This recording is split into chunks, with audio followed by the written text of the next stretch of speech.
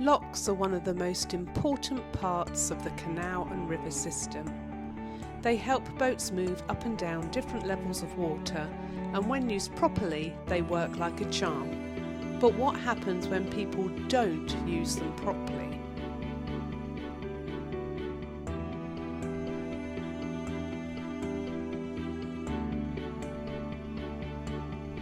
Well, let's just say history was full of lock lawbreakers. Yeah. From reckless boaters to full-blown vandals, and the punishments were no joke. In the early days of the canal system, locks were brand new technology, and just like any new system, people found ways to misuse, abuse, or outright destroy them. These days we do have clear rules, and hopefully if you hired a boat you should be made aware of those rules and possibly watch a video. Back then not so much, and that led to some seriously stupid mistakes. It didn't take long for canal companies to realise that locks were expensive to repair, especially when people were smashing into them, forcing the gates open or leaving paddles wide open and draining entire sections of the canal. Imagine being that person responsible for draining the canal just because you forgot to close a paddle. Uh-oh. That did happen. I think sometimes it still happens. It still now. does. But you might not know. No. Because you've already travelled on, haven't you? Yeah. And then you're going to see it on Facebook, good old Facebook, and think, uh-oh. Oopsie. To stop these disasters, early lock laws introduced fines, boat bans and even threats of prison time. And the rules, well, some of them were pretty intense. All right, let's go through some of our favourite weird lock laws. No ramming the gates. Pretty obvious. Fined for reckless navigation.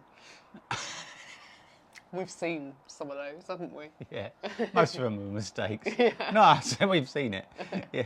No forcing lock gates. Some boaters try to force them before they were ready. Lever them open. Yep.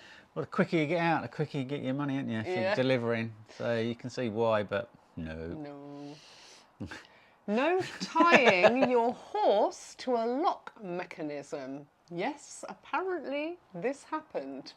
That last one makes us wonder what exactly happened to make that rule necessary. I wonder if they say lock mechanism, you tied it on and the horse just got fed up and ran away and ripped it all off the gate or something. I don't know. Who knows? It was obviously a problem. It was. Yeah. Even today, careless mistakes at locks can cost thousands to fix. But in the past, the consequences were brutal. There are historical cases of entire businesses being shut down because basically a hasty captain drained the entire navigation of water because he smashed through the lock gate. And if you were caught vandalising one, let's just say accidentally tripping into the canal may have been the least of your problems. Yeah. One boater in the 1800s got fined an entire year's wages for breaking a lock gate. Another had his boat confiscated on the spot. Today, lock rules are still very much a thing, but let's be honest, not everyone follows them. So, we've all seen people that have all the gear and no idea.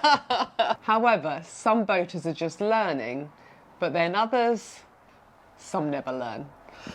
No, we saw that one. Remote control on an entire boat. We did. It was going... This thing's just getting backwards. We were like, no, we got to walk away from this because it's hilarious. From boats wedging themselves sideways to people opening the wrong paddles and flooding their decks, locks still cause chaos today.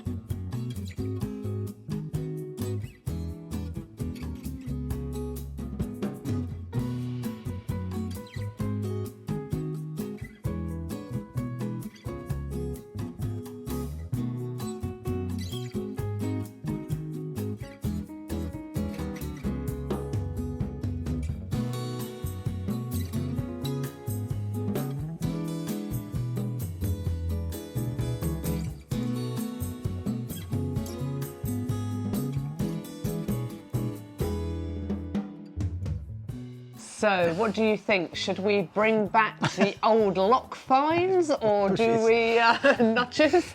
Do we just accept that locks are a battleground that are always up for a fight? Let us know in the comments. I'm sure you've seen some battles at the locks too. And if you're enjoying our mini-series, the final episode will be on the secret war over canal water. Ooh, I like this one. Yep, so hit that subscribe and you'll be notified when the next one comes out. Subscribe so you don't miss the next episode in our mini-series, Weird Canal Laws Then and Now.